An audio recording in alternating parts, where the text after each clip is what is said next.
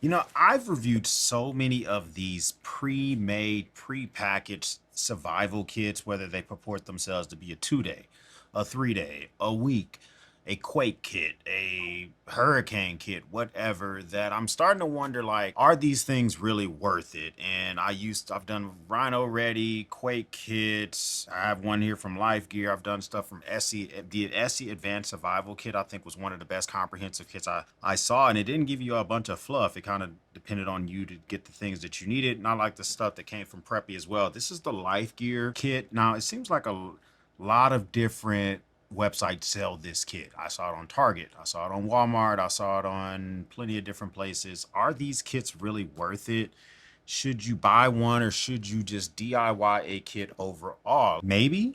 I'll say maybe because they could be worth it under a number of circumstances.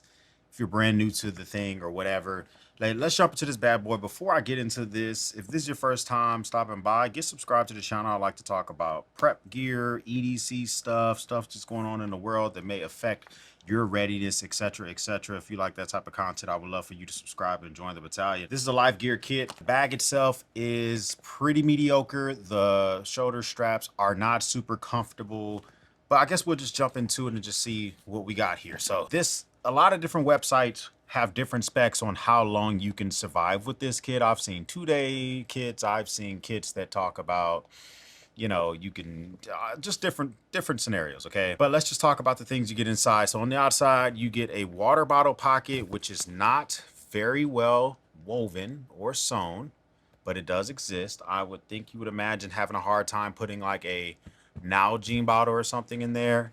The other side, you get some webbing. It's not really Molly size. I guess it is Molly size, but over here, you get some different attachment points if you want to put stuff on here that you need quick access to.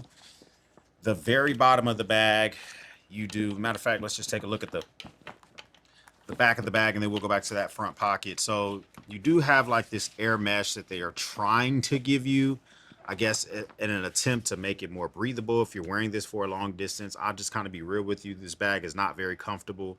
So if you're using this for a bug out situation, I wouldn't. I mean, you don't really need a bug out bag anyway, but if you're really choosing this for a bug out, maybe avoid it. The shoulder straps, they feel okay until you get, I say, about 10-15 minutes of wearing this. They don't give you a lot of padding. They have this air mesh, but it doesn't really moisture wick and help the sweat evaporate from your body. But at least it's better than having a slick back. Like if it was made of this same like polyester material back here, oh, it would be horrible. It would be horrible. You can see it does the straps itself. It does have a few attachment points up here. I don't know what the purpose would be for them being way up here, because these are basically on top of your shoulder.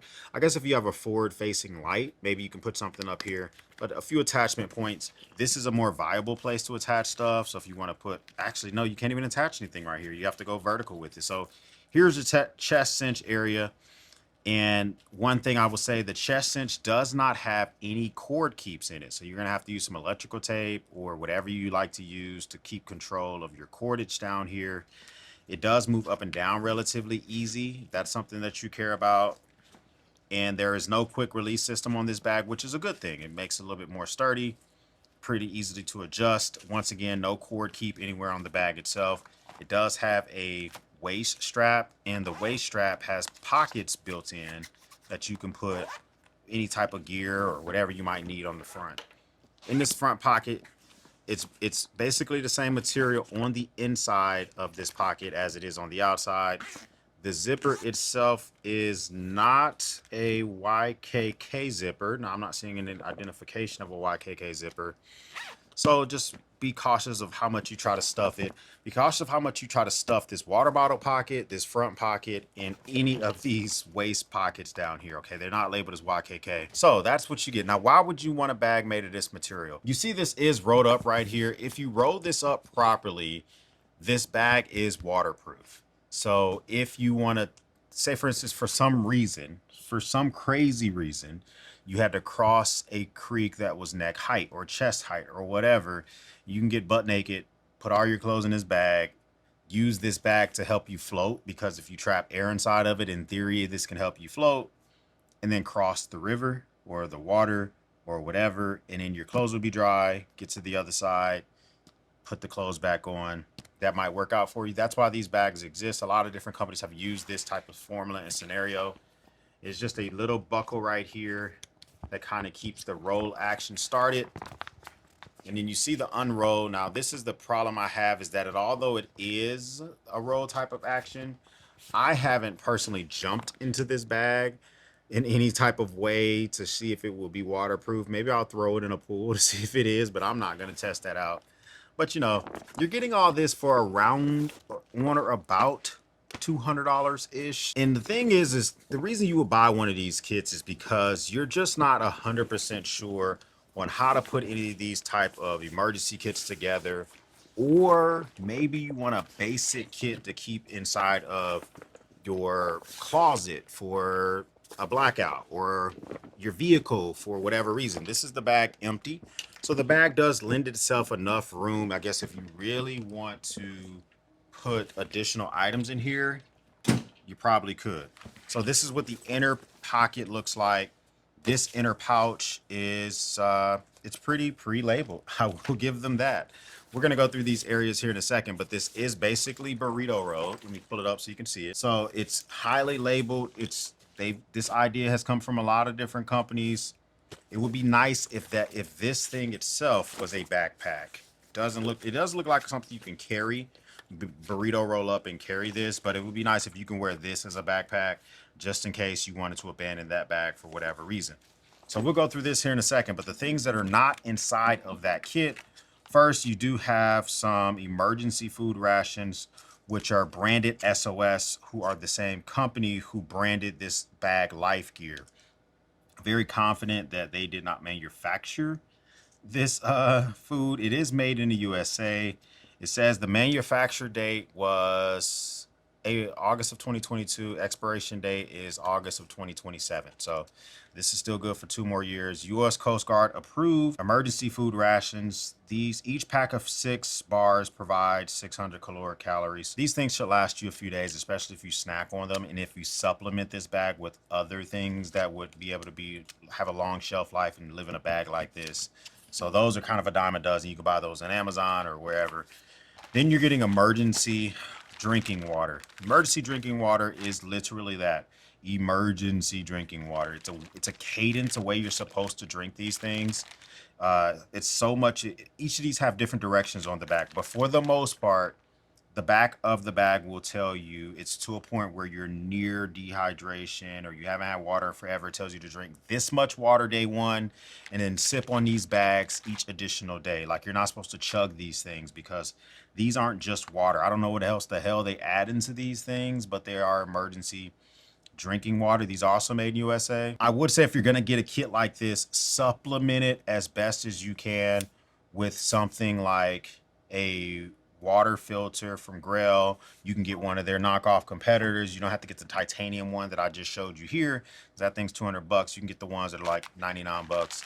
But these should be a last resort for you. You should still be trying to purify and drink your own water. Plus, Then you get this. This looks like a med kit because of the medical symbol right here in the front. The Molly straps on the back. I mean, this seems like just a decent bag. You shouldn't be opening this bag so often like it's a dump pouch for your ammo or for something else. So because you won't be opening this bag a lot, it should last okay. If you're opening this a lot, I can just tell by the quality this will not last very long. It also does not have, let's see, these are not YKK zippers also, which YKK is not this like the only good zippers out there, but it is kind of the standard. If you're going to be opening something a lot of times we do want YKK zippers, but this is the loadout of this. So I am seeing some tweezers. I see scissors. I'm seeing a bunch of safety pins. All right, so we do have a compress, another compress. It looks like we have adhesive bandages or band-aids, colloquially, as we know them. Different size band-aids. And we have an ice pack. So I don't see any like major trauma items on this side of the kit. I don't see an Israeli bandage or an official SWAT, like a North American rescue tourniquet or SWAT T tourniquet or whatever. as when it comes to this scissors, I want to see if I can cut this fabric. I want to simulate someone wearing a pair of jeans. Can it? Okay. All right. All right. All right. So it does cut. It cuts decently. The reason you have these type of shears is that if you need to cut through someone's like shirt or their jeans to get to a wound, use a pair of shears like this. And if it can cut through this pretty thick fabric, then maybe it'd be okay. How many cuts? I don't know. So we got that on this side. We go to the other side and we have, this is a triangle bandage. Actually, both of those are triangle bandages. You have a, what looks like a CPSR mask or CPR mask. Let me see. This is, yeah, this looks like a CPR mask, just not the quality I'm used to getting when I buy those. I have one of those in my vehicle that I keep as well. And then it looks like they're giving you, okay, so this is their version. I don't know if I would use this, but is this a, yeah, this is a tourniquet of sorts. I don't know if I would use it. This doesn't feel very, I don't even know if I've ever used one. This feels like something they put on you to take your blood pressure. I don't know how to use this. I don't even know if I would use it. I think I would immediately supplement with a standard tourniquet if that's what that's supposed to be. So somebody in the comments, let me know if that's what that is. You do have some gloves, examination gloves in here, and hand sanitizer. I expected to get you know, some saline or something, but they gave you hand sanitizer. Guess you got to clean your hands, although you're putting on gloves, you know, whatevs. Basic first aid instructions in here, as well as cotton swabs, sterile gauze, more gauze. I wish they gave you fat gauze. Like, I thought these were pieces of gauze, and this is a triangle bandage. I wish they gave you just a big fat rolls of gauze that I could wrap around the body or whatever. They give you one. Yay. I would like 4. A little bit of tape. This is not a lot of tape. This is to help you apply the gauze onto whatever you're using it on. You can also tuck the gauze around itself, but this is not a lot of tape. Most of this stuff, I would recommend you take it out of the plastic so that you can get to it faster. They give you a bunch of antiseptic wipes. They give you, let's see, iodine prep pads, good. Alcohol prep pads, insect sting relief.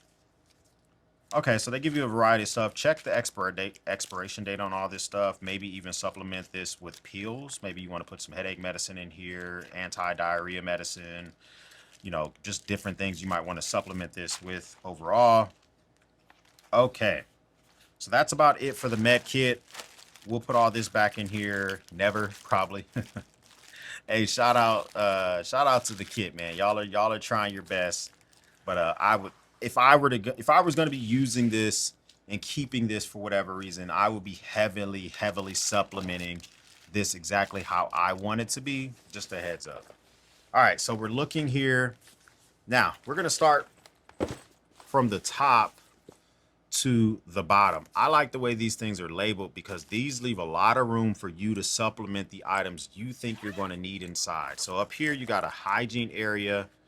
This looks like a roll of TP. Okay, actually a decent amount because there's no cardboard in the middle. You have a toothbrush and toothpaste, 2 sets of that for 2 different people. So this kit seems like it is built for a 2-person survival type of kit. What is this? Is this floss? We have, let's see. Okay, so some type of, okay, these are, I think these are, actually, I don't know what the hell these are. Somebody let me know what these are. What are these little pads for? Let me know what those are. All right, so we got toothbrush and toothpaste. For me, I would probably keep the container and put my own toothbrush and toothpaste in here. These are both have Chinese writing on them. So these clearly came from China. I think that's Chinese writing on there. Anyway, so that's all you get in here. You get a toothbrush, toothpaste, whatever the hell this is. You're going to let me know in the comments, and you get some toilet paper. So this leaves you lots of room for different hygiene items you may want to put in there. Light and radio. Okay. So we are getting the Life Gear branded emergency crank radio. It's 100 lumens, USB in and out, FM radio. It has a siren. And the USB in and out looks like it is, oh no, this is a USB output. Where do you charge this at? I want to know if this is a USB-C charging or USB-A. Well, nonetheless, it does look like a pretty basic, it's dead, it needs to be charged. Looks like a pretty basic emergency radio. I guess maybe we can just crank into it to see what we're working with here. So, all right, so looks like it does not come with a charger, and or it charges. Actually, that's not the charger either. Okay, I don't know how this thing charges, or if it does charge. It says USB-C in and out charging, but it doesn't give you a cord. It does give you some instructions. I guess with this area, it says USB-C output might be where the charging port is. It's kind of hard to get to, like they want this thing to be waterproof almost. And this is just USB-A right here. I'll explore this later because I have no clue how the hell you charge this. I don't know if the battery's removable. Well, the light's working. Oh, that's not bad. So it does have a little bit of battery, but that's a little disappointing that I can't just quickly identify where the heck the charging port is. That's all that's in the light portion. So this is a light and radio, but it doesn't say emergency radio. It doesn't say it has this. I don't think this is a NOAA radio. I think this is literally a FM radio. That's it. I don't know if it has AM. I would almost immediately change that out for a better flashlight and a more reliable radio. So down here in the fire area, you have a ferro rod and striker. And this is, okay, well, it's throwing sparks. That's decent. It feels pretty sturdy in the hand. I mean, throwing sparks is throwing sparks. How long will it last? I probably would get a longer ferro rod, and I would probably also get one that has paracord instead of just this nylon on it, so you can use the paracord. And then you get a little bit of burning gel, so burn care. So they give you a fire starter, and then they give you burn gel just in case you burn yourself with the fire starter. I'd rather have some fireproof matches, guy, but whatevs. All right. Next, underneath that, you have shelter. Maybe we're getting a tent. Let's see what we got in here. So we have an emergency blanket. Does not look like the best quality. 2 of them, 2 emergency blankets. A poncho that's 50 by 80, and I want to explore this poncho immediately because it feels it's not going to be the best quality poncho ever, but everybody and their mom is going to see you, and I guess in theory,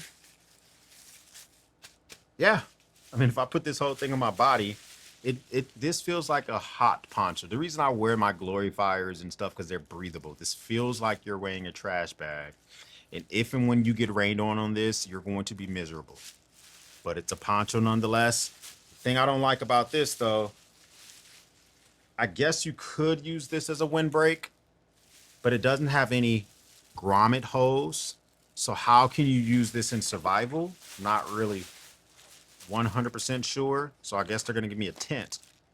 So you get one more poncho, and then we are getting a emergency tube tent.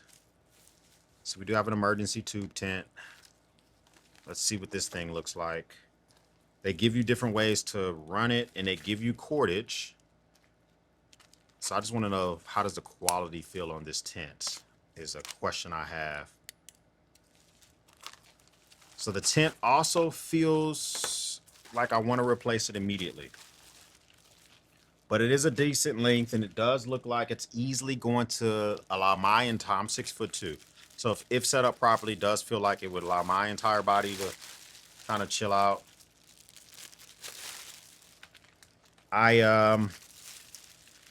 Okay, so this is the type of tent that has tie down points instead of grommet hose, which those can rip pretty easily in the wind. So for this tent, I don't even know how confident I will be in this tent. Yeah, it does feel like it has tie down points instead of like the grommet hose. So because of that, I probably would feel more confident in just allowing the shelter area to be supplemented by stuff that I actually would want to use. I guess at least they give it to you, man. At least they give it to you. The tools area. I'm expecting to see a Leatherman in here. Maybe like a hammer or something like that. All right, so we have when I see brightly colored multi-tools, immediately it just leads me to believe you're trying to impress me with color instead of functionality. This super bright red, of course you'd be able to see it if you were to drop it, but all right, we get into this butterfly style opening on the pliers. They have cutters, but they're not replaceable. The tools for this thing, I'm seeing a very small awl. I don't even know what the hell I would do with this awl. Most awls you want to be able to use to dig and make a hole in wood. This is not very sharp. So maybe this is not a traditional awl. It's not very sharp. Normally awls will poke and hurt. And it's normally longer so you can make decent holes in woods. I'm seeing they almost look like bottle cap lifters, but they don't really look like bottle cap lifters. Slotted screwdriver. I'm seeing the knife on here. I would hope to get a saw versus a serrated blade. We'll see here in a second. Double-sided file, I guess one side for wood, one side for metal. How good is it? I don't know. And over here, you're getting that bottle cap lifter and can opener. It's in a combination, which I normally don't like. I normally like those to be separate. It's a little nail nick to help you get it out of there. And you do get a saw. Okay, so it's kind of this is not sharp at all. This is not sharp whatsoever. You're going to want to supplement this. And I guess all these are just nail nicks for you to pull it out. That's why they're all shaped like that. Small Phillips and a very poorly done slotted. It is just one of the most poorly done slotted I've ever seen. That was a slotted screwdriver. This multi-tool is good because of the fact you have it, but it's not anything to write home to mom about. But it is nice the fact that you have one. They give you duct tape. I mean, it's nice to have. You have a sewing kit, just in case. Nothing in this kit except for this patch right here. Like, this is the only thing that would be like sew worthy, which I'm pretty sure this medical kit. This is adhesive anyway. There's nothing in this kit unless they give you do they give you? Let's see if they actually give you a piece of fabric so that you can sew. So they give you a water bottle. And this is a water filter bottle, and it comes with instructions. Okay. Water filter bottle. Interesting. I don't know how much I would trust it for getting rid of 99.9% of pathogens in water. It says that it has antibacterial activated carbon. When you first use this, you need to suck hard several times before you can get water. Pause. Origin water, lake, river, or brook. That's where it's kind of pointing you to. That's why I like the Grail bottles, because you can just kind of get those all over the place. I mean, if you don't have anything, a few zip ties.